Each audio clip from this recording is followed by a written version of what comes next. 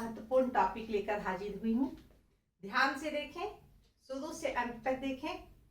इसे देखने से पहले चंद्रगुप्त या गुप्त वंश पे जो हमारा वीडियो है उसे भी आप देख लें, तो इसे समझने में आपको आसानी होगी। प्राचीन भारत के इतिहास के अंतर्गत हम देखते हैं कि गुप्त साम्राज्य या गुप्त वंश कितना महत्वपूर्ण स्थान रखता है। मौर्य साम्राज्य के बाद हम देखते हैं बहुत सारे छोटे छोटे बहुत छोटे छोटे राज्य, बहुत छोटे छोटे वंश आए जिन्होंने भारत के महत्वपूर्ण क्षेत्र, जो उत्तरी भारत का क्षेत्र था, मध्य भारत का क्षेत्र था, वहां पर अपना महत्वपूर्ण प्रभाव डाला। लेकिन कुषाण वंश के बाद अगर हम देखें, जो भारत की उस समय की स्थिति थी वह अस्थिर थी। ऐसे समय में गुप्त वंश का उदय हुआ और गुप्त वंश ने बहुत ही इतिहास के पन्नों में अपना जो नाम है वह इसलिए दर्ज किया क्योंकि इस वंश ने हर क्षेत्र में बहुत प्रगति की। वह पराकाष्ठा, हर समृद्धि, विशालता, हर क्षेत्र में वह पराकाष्ठा तक पहुंचा। और यही कारण है कि यह भी हम जानते हैं कि प्राचीन भारत के इतिहास में गुप्त वंश को हम स्वर्ण युग के नाम से जानते हैं। जिस तरह यूनान में पेरिक्लिस के समय में पेरिक्लियन युग कहा जाता है, रोमन साम्राज्य में हम देखते हैं कि ऑगस्टस युग कहा जाता है, उसी तरह इसे भी क्लासिक एज का इसे उपमा दी गई है। किसको? गुप्त वंश को। तो गुप्त वंश को जब क्लासिक एज की उपमा दी गई, जब उसे स्वर्ण युग कहा गया, तो सामान्य सी बात है कि इस युग में हर क्षेत्र में बहुत ही प्रगति हुई थी। बहुत ऊंचे तक, बहुत दूर तक ये गया था। कला हो, साहित्य हो, राजनीति हो, प्रशासन हो, हर क्षेत्र में एक उत्कृष्टता हम इस साम्राज्य, इस वंश में देख सकते हैं। लेकिन जैसा कि हम जानते हैं कि हर चीज का अगर उत्थान होता है तो उसका पतन भी होता है। हर साम्राज्य का, हर देश का ये एक सत्य है। इसी तरह गुप्त वंश का उत्थान हुआ। जैसा कि हम जानते हैं कि 240 ईस्वी में श्री गुप्त द्वारा गुप्त वंश की स्थापना की गई। 40 साल तक श्री गुप्त ने शासन किया। उसके बाद घटोत्कच आए, घटोत्कच ने भी 40 साल तक शासन किया। और उसके बाद हम देखते हैं चंद्रगुप्त प्रथम आए और उन्होंने पहली बार आगे बढ़ करके काम किया, जिसमें हम देखते हैं कि गुप्त साम्राज्य का विस्तार होने लगा। और उसके बाद समुद्रगुप्त आए, जिन्होंने गुप्त वंश को अति समृद्धि दिलाई, बहुत ही प्रतिष्ठा दिलाई। हर क्षेत्र में समुद्रगुप्त के द्वारा बहुत अच्छे काम हुए, जिसके कारण हम कह सकते हैं, कहा भी जाता है कि समुद्रगुप्त का काल जो है वह स्वर्ण युग था। समुद्रगुप्त के बाद हम देखते हैं चंद्रगुप्त द्वितीय आए। वो भी बहुत पराक्रमी राजा थे। उन्होंने भी अपने पराक्रम से, अपनी महत्वाकांक्षा से, अपने योग्यता से उस राज्य को और विस्तार दिया। तो इस तरह हम कह सकते हैं कि ये गुप्त वंश के कुछ राजा हुए जिन्होंने गुप्त वंश को बहुत आगे तक बढ़ाया। लेकिन गुप्त वंश का पतन का एक महत्वपूर्ण कारण क्या बना कि धीरे धीरे उस वंश में जो उत्तराधिकारी बनने लगे, जो राजा बनने लगे, वह योग्य नहीं थे, यानी कि अयोग्य उत्तराधिकारी होने लगे।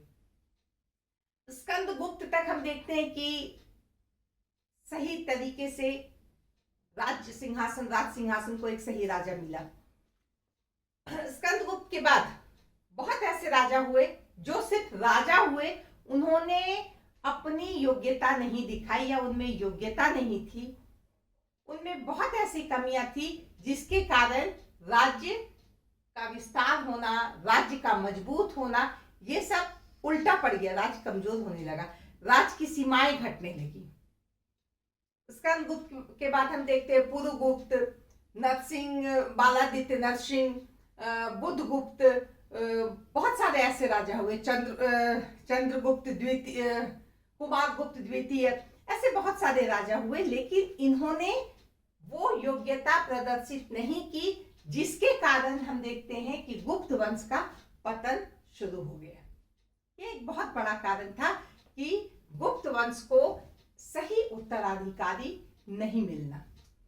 दूसरा विशाल साम्राज्य, जैसा कि हमने कहा कि श्रीगुप्त द्वारा स्थापित किया गया जो राज्य था, उसे किस तरह चंद्रगुप्त प्रथम ने और समुद्रगुप्त ने और फिर चंद्रगुप्त द्वितीय ने एक विशाल क्षेत्र में बदल दिया, विशाल साम्राज्य बना दिया।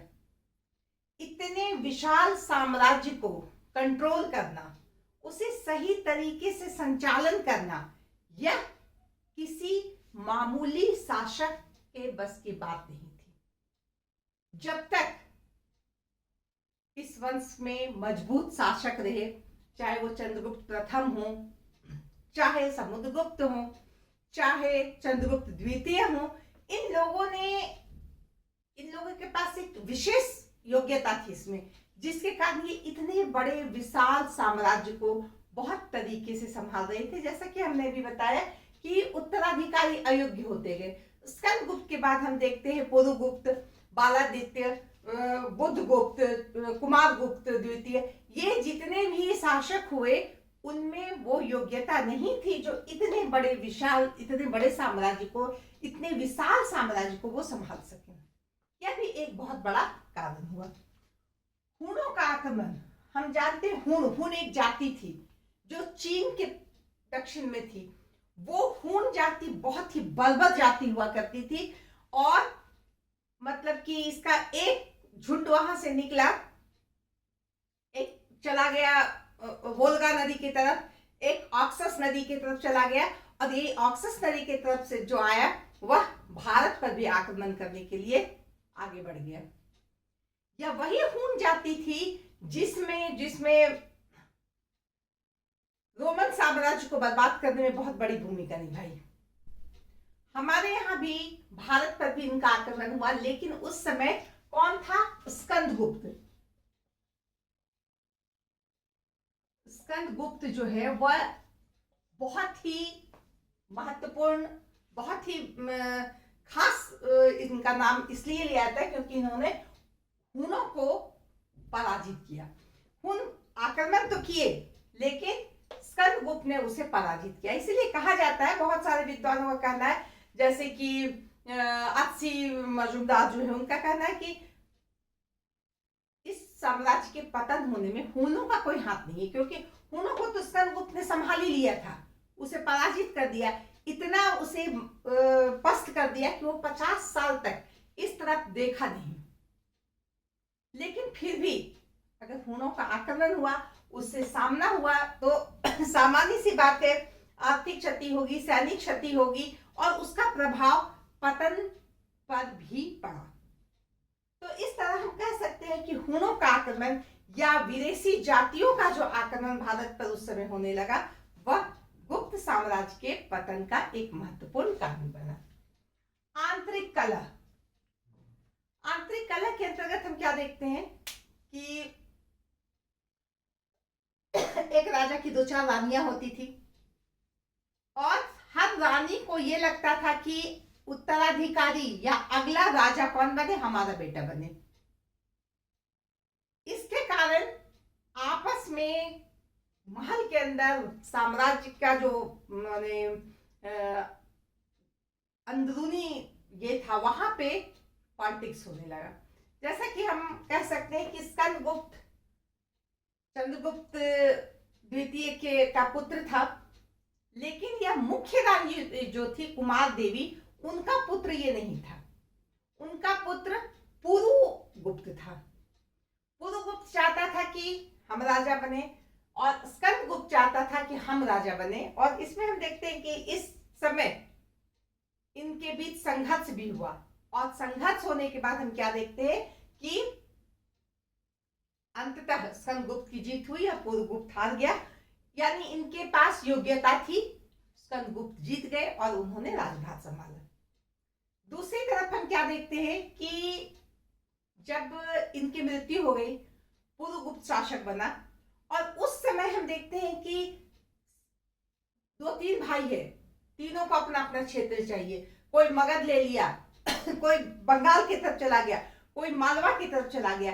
इस तरह अब एक ही समय में 3 भाई 3 क्षेत्र में कब्जा कर लिया कि नहीं, हम यहाँ के स्वतंत्र शासक हैं, हमारा ऐसा शासन होगा। तो इस तरह का जो आपसी कलह था साम्राज्य के अंदर, राज परिवार के अंतर्गत, यह बहुत बड़ा कारण बना कि गुप्त वंश या गुप्त साम्राज्य धीरे धीरे कमजोर होने लगा। क्योंकि स्वाभाविक सी बात है कि अंतर कलह जब रहेगा तो बाहरी शक्तियां जो है वह मजबूत हो जाएगी और वह उन पर हावी होने लगेगी। शक्तिशाली होते सामंत, हमने देखा है कि गुप्त प्रशासन जो था विकेंद्रीकृत था। केंद्रीय शासन के अतिरिक्त प्रांतीय शासन भी थे। प्रांतीय शासन में हम क्या देखते हैं कि सामंतों को भी बहुत अधिक महत्व दिया गया था। सामंत बड़े पावरफुल पद पे थे। धीरे धीरे जब राजा कमजोर होने लगे तो इन सामंतों का मन बढ़ गया और ये सामंत अपने आप को स्वतंत्र तरीके से काम करने लगे, अपने आप को स्वतंत्र महसूस करने लगे। उन्हें कोई टेंशन नहीं था कि हमें किस बात का, हम स्वतंत्र हैं, हमारे ऊपर कोई राजा नहीं है, ये मेरा नियम है, ये हम टैक्स लगाए हैं, ये ऐसा हम करेंगे। तो सामंतों की शक्ति बढ़ने लगी और राजा जो हम देख रहे हैं अयोग्य होने लगे थे, उनकी शक्ति घटने लगी। और यह एक बहुत बड़ा कारण बना कि गुप्त साम्राज्य पतन की तरफ दिन प्रतिदिन और तेजी से बढ़ने लगा। शासन प्रणाली में कुछ दोष थे, शासन प्रणाली में कुछ दोष थे। विकेंद्रीकरण तो था, ठीक है, शासन का विकेंद्रीकरण था, लेकिन सामंतों को कुछ विशेष अधिकार मिले हुए थे, बहुत सारे राज कर्मचारियों को विशेष अधिकार मिले हुए थे।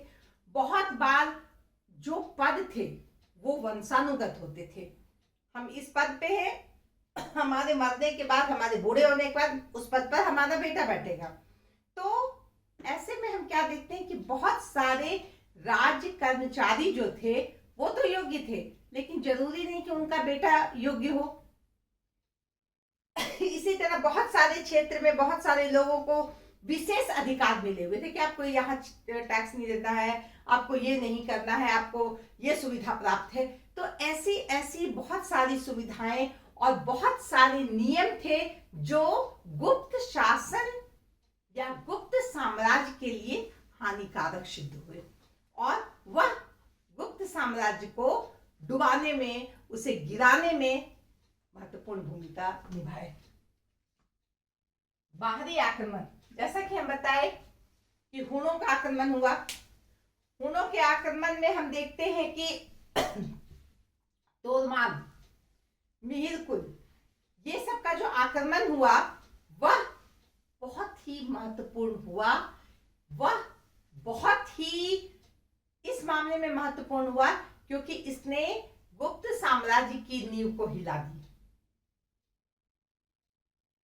शक, कुषाण, ऐसे जो ह्यूची जाति के लोग जाति के थे, उन लोगों ने जब देखा कि अंदर की स्थिति सही नहीं है तो अलग माने जो सीमा क्षेत्र है उस क्षेत्र में उन लोगों ने दखल अंदाजी शुरू कर दी और यह गुप्त साम्राज्य के पतन का एक महत्वपूर्ण कारण बना। धर्म का प्रभाव, हम क्या देखते हैं कि गुप्त काल में ब्राह्मण धर्म या वैदिक धर्म की उन्नति हुई थी। जो हमारे जो शासक थे गुप्त वंश के महत्वपूर्ण शासक, उन्होंने वैदिक धर्म को या ब्राह्मण धर्म को विशेष दर्जा दिया था, वो राजकीय धर्म वही था उनका। लेकिन धीरे धीरे हम क्या देखते हैं कि स्कंदगुप्त तक आते आते बौद्ध धर्म का प्रभाव यहाँ के शासकों पर पड़ने लगा, जिसके कारण ये अलग विचारधारा के हो गए, अहिंसक हो गए। भाई मैं किसी को मारूंगा नहीं, किसी को कष्ट नहीं दूंगा, ये इस विचार से प्रभावित हो गए। कहा जाता है कि जो ये शक शासक थे तोरमान, इन्हें कैद किया गया, लेकिन इन्हें फिर छोड़ दिया गया। इनकी माँ के कहने के अनुसार, उनकी माँ बौद्ध थी, उन्होंने कहा कि नहीं नहीं ये बहुत गलत होगा, उन्हें छोड़ दिया जाए, क्योंकि वो बौद्ध धर्म को मानती थी और बौद्ध धर्म के अंतर्गत हिंसा करना उचित नहीं था। तो इस तरह से अपने शत्रुओं को, शक जो थे उन्हें जो है जो मिलना चाहिए था वो नहीं मिला, उल्टा हुआ। और उसका प्रभाव क्या हुआ कि जो दुश्मन थे, जो शत्रु थे, उनका मन बढ़ने लगा। तो इस तरह धर्म का भी बहुत अधिक प्रभाव पड़ा, जिससे हम देखते हैं कि गुप्त साम्राज्य पतन की तरफ आगे बढ़ गया। तो इस तरह से गुप्त वंश का पतन हो गया। कब? 550 ईस्वी आते आते गुप्त वंश का पतन हो गया। सबसे अंतिम जो शासक बुद्धगुप्त, जो वहां के महत्वपूर्ण शासक हुए, अंतिम महत्वपूर्ण शासक, वो बुद्धगुप्त थे। उन्होंने भी अपनी योग्यता नहीं दिखाई, और हम क्या देखते हैं, जो शासन 240 ईस्वी में शुरू हुआ था वह 550 ईस्वी आते आते खत्म हो गया। तो इस तरह गुप्त वंश का पतन का कोई एक कारण नहीं बना, बल्कि बहुत ऐसे कारण थे जिन्होंने गुप्त साम्राज्य जैसे विशाल साम्राज्य, समृद्ध साम्राज्य, हर क्षेत्र में अग्रणी साम्राज्य को खत्म कर दिया। बहुत सारे इसके कारण बने। तो ये आपका आज का चैप्टर यहाँ समाप्त होता है।